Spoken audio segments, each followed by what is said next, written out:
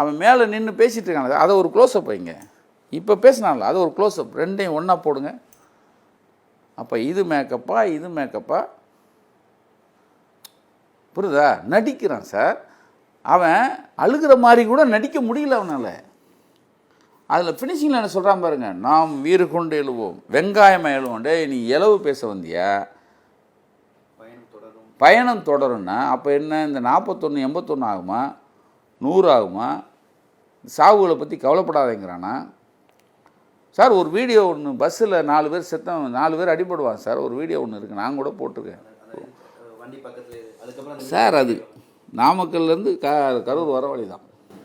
அதுக்கப்புறம் video cut பண்ணிடுவாங்க. கீழே விழுந்ததுக்கப்புறம் என்ன இல்லை, எடுத்துகிட்டு வந்தவன் பதறி போய் அவன் ஃபோனை கீழே போட்டிருப்பான் சார், அவ்வளோதான்.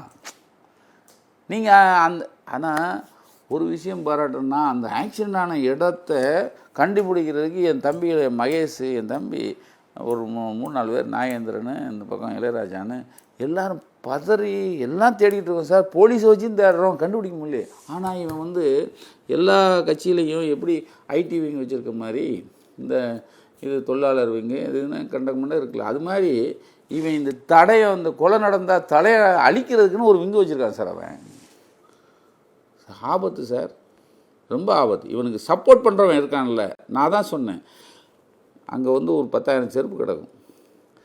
அதில் போய் நானே காரில் போய் அங்கே இருக்கிற அந்த அக்கா, பாதுகாப்பில் ஒரு அக்கா இருக்குது, போலீஸ்கார அக்கா, ஒரு செருப்பை வாங்கிட்டு வந்து, யார் அந்த அம்மாட்ட போய் ஒம்படியாக ஒரு செருப்பை கொடுக்கா, கடனாக கொடு, இவங்கள பூரா பிக்கணும். என்ன விளாட்றாங்க?